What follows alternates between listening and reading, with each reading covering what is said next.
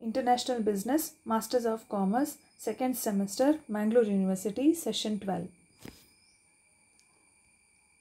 International Business Decision. In this session, you're going to learn about the globalization and developing countries. Learning objective to discuss about the globalization and developing countries. Session outcome, the students are able to understand the impact of globalization and developing countries. Globalization and developing countries. Here, we shall discuss the modern phase of globalization, which has been brought about or has been necessitated by the process of liberalization and privatization in the various countries of the world. Due to the impact of the Second World War as well as the influence of the socialist system adopted by the Soviet Union, China, etc., more and more countries had gone in for state-controlled economies. But by the early 70s, several countries of the West began the process of providing full freedom to the market forces by gradually reducing the state interference. The rules and regulation which had been made to provide authority to the state over market forces were drastically modified and even annulled in the name of liberalization. The state's share in various industries began to be disinvested in order to replace state ownership by private ownership. Another aspect of liberalization concerns is international trade and commerce. This means abolition of all the artificial barriers of national boundaries, tariff and protectionist discriminatory policies. In other words, it means that the market forces should be allowed to operate similarly in all the parts of the world. After the Second World War, several countries of Asia, Africa and Latin America got independence. In most of them, the colonial rulers had not only allowed any industrialization. As such, it was impossible for them to have competed equally with the developed countries in the international market. It was due to this perception of being overwhelmed by the companies of the developed West that most of the developing countries had adopted the protectionist policies to protect the indigenous entrepreneurs against the big multinational companies. Some countries like India also adopted specific policies, rules and regulations to protect the small-scale entrepreneurs from the onslaught of the big business houses. The policies like FERA, MRTP Act, licensing, nationalization of banks, requirement of government approval for collaborations and terms of collaboration, etc. were all meant for protection of Indian entrepreneurs from outsiders and to protect small-scale Indian entrepreneurs from big Indian business houses. But globalization is based on the principle of universalization as against protectionism. It is guided by the rationale of capitalist which calls for free market, free competition and survival of the fittest. The capitalist logic has got a big boost by the developments in the field of computers, space and communication which have together made every part of the world easily accessible. People in every part of the world can be made to know about any product through TV and internet. Sky shopping and e-commerce have made procurement of any product possible in matter of days. Markets have got flooded with foreign goods mainly because demand for such goods is on the rise. In other words, developments in the field of communication have led to a steep rise in the consumerism in various parts of the world. As different developing societies have different potentialities, different problems and different socio-economic and political milieu, the impact of globalization on each of them would be different too. On some of them, the impact would be more positive than negative, while on others it may be more negative than positive. It will also depend on the capabilities of various societies in adjusting the reality of globalization in such a manner that the interests of the people of these societies are not jeopardized. Globalization is a reality which cannot be wished away. This is why the discussions on the desirability or otherwise of globalization has now been replaced by discussions on the measures which can help the developing societies derive more advantages from globalization or minimize its disadvantages. Although Most of the developing societies have not been able to make proper structural adjustments and, as a result, have suffered in the wake of globalization. It would be a grave mistake to conclude that globalization is devoid of many of any virtues or positive aspects. We shall concentrate on the impact of globalization in three areas, namely economy, society, and culture and education. In all these three areas, we shall first study the positive aspects and then the negative ones.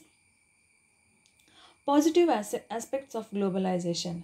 We shall take up the positive aspects of the impact of globalization on economy, society and culture and education one by one. So first is economy. In most of the developing countries, the economic policies had not been yielding good results, especially for the poorer sections. The gap between the rich and the poor had constantly been on the rise. Due to lack of competition, the big business houses had been selling average products at high prices. In other words, the consumers were not getting the best products available in other countries at much cheaper prices. The monopoly of the internal big industrialists and business houses was not meant by any for any special benefits to the common people. This can be illustrated by the example of the television industry in India. Before the opening of the up of the market, the Indian TV retailers had been selling sets with hardly any latest provisions at very high prices. With the advent of the international brands with modern features, the Indian manufacturers too are becoming more consumer friendly in terms of latest features and low prices. In several other sectors too, the international competition has resulted in enhancement of quality and slashing of prices. Another positive economic impact of globalization is the incorporation of sales of imported goods in the tax net.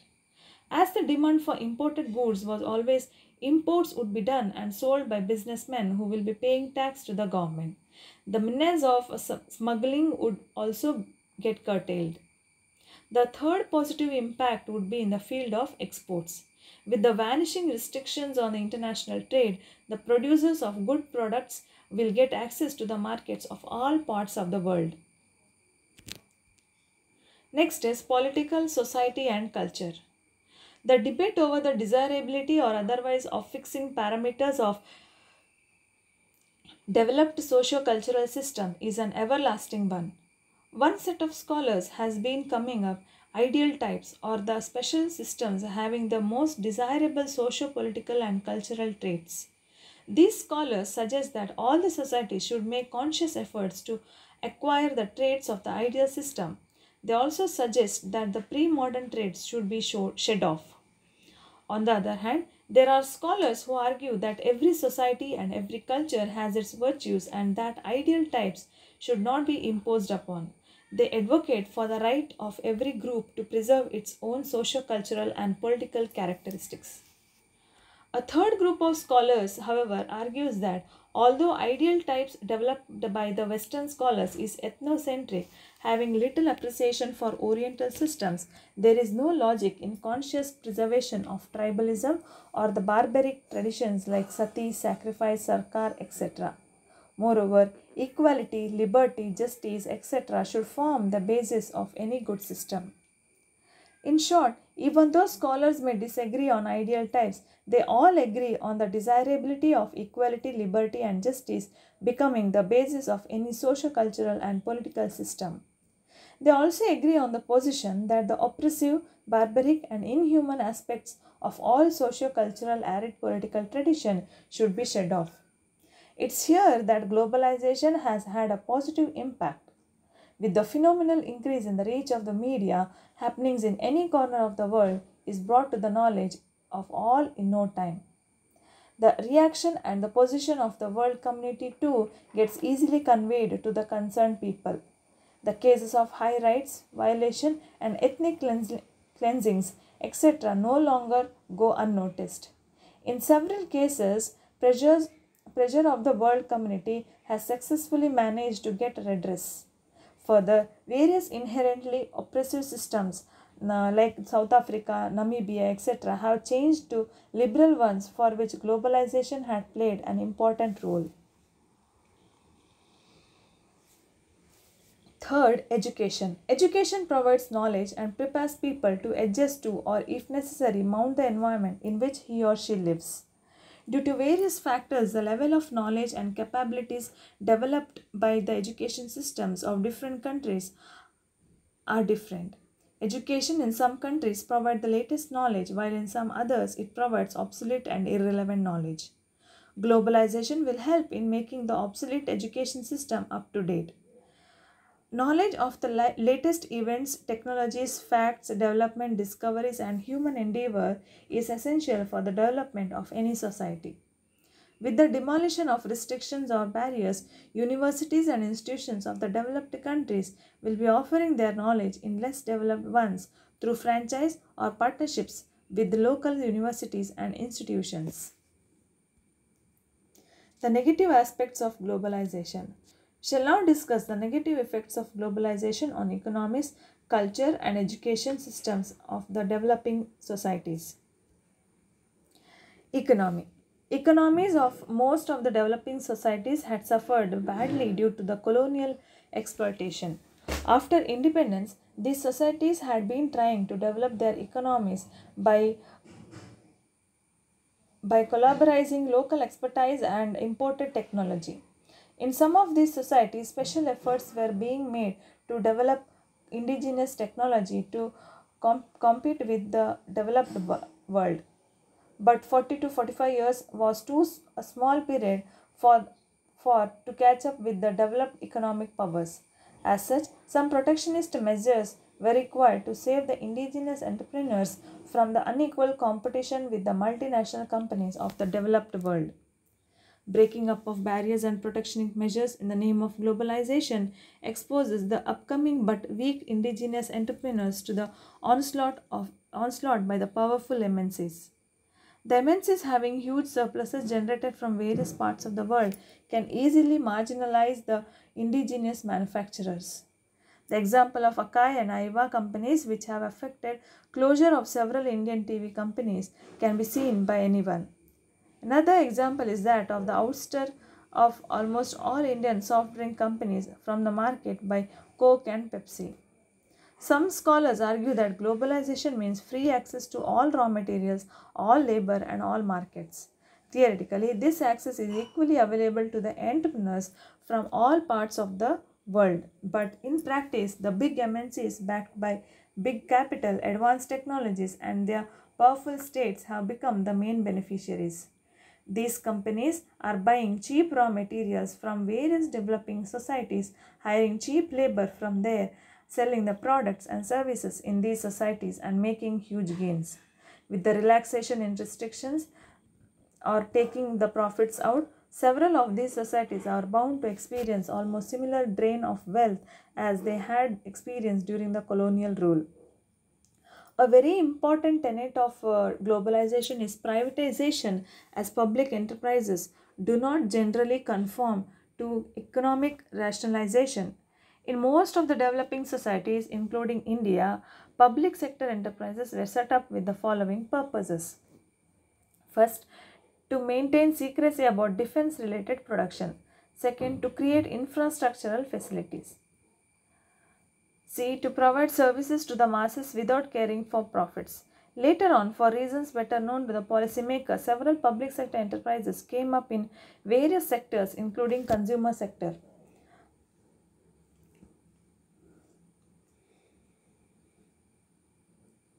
Public enterprises either should not have come up in these non-core service sectors or should have worked to generate profit to support the non-profitable service sector. Unfortunately, most of these enterprises became burdens on the state. Due to these loss-making companies, some people have formed an opinion that public sector is worthless and hence should be done away with. However, the attack on the public sector has become more potent in the recent years, mainly by the protagonists of globalization who believe that public sector and globalization do not go together. This disinvestment of government shares from public sector undertakings has been caused by the logic and pressure of globalization rather than by realization that the public sector undertakings are unviable. This argument can be corroborated by the by the fact that most of the disinvestments in India have been from profit making stock keeping units. In fact, the original reasons behind having public sector undertakings are still relevant. The suffering masses still need to be looked after with a service motive rather than a profit motive. If some of the public sector undertakings are not performing or have become burdens on the state's exchequer, public sector as a whole should not be done away with. In most of the developing societies, majority of the people cannot afford to pay all the basic amenities or services. Therefore, total privatization would badly affect them. The difference between the fees charged by the government or hospitals or schools and private hospitals or schools clearly indicates that havoc privatization create for the poor masses. Society and culture. Every society has its own set of ethical codes and values, traditions and conventions. While it is good to be open to new ideas for a positive change, the choice should be with the recipient. In this era of globalization, however, the people of the developing societies are being bombarded so heavily through the electronic media that they hardly are left with options to choice. Through cable TV and internet, the MNCs are successfully promoting consumerism and even Western values. This creates big adjustment problems in the developing societies. Most of the people in these societies do not get even the basic amenities, and even those who get cannot afford the luxuries being promoted so aggressively. This leads to frustration, adjustment problems, and materialistic approach to life. Several researchers have found that the people of the developing societies, especially children and the youth, want to become rich to be able to buy all that they get fascinated with. The craze of Coke or Pepsi or famous Western brands of clothing or watches or cars or cosmetics are all the creation of electronic media. Earlier, people did not know about them or could not get them in the open market. Today, thanks to globalization, everybody knows about all the products and the products are available in the market. When one sees others using them, the urge to have increases manifold. This can be one of the important reasons behind the rise in crime rate in these societies. Next is education. The worst impact of globalization on education can be seen in the rapid commercialization of the education and overemphasis on market-oriented courses. The undermining of social sciences and humanities is already having detrimental effect on the society. While education should prepare the students to be able to earn livings, a more important role of education is to develop the mental horizons and personalities of the students so that they become aware, concerned and balanced citizens. Due to the demands of market in this era of economic globalization, as well as due to serious propaganda by Western institutions and industries, education in most of the developing societies is gradually becoming one-dimensional. Educational institutions are putting more and more emphasis on courses which create skills for the market. The social, cultural, political, traditional and moral education is being neglected and being termed as irrelevant and obsolete. This is an unfortunate development as study of these subjects provides stability and balance to a society facing the onslaught of cultural and economic imperialism. Thank you.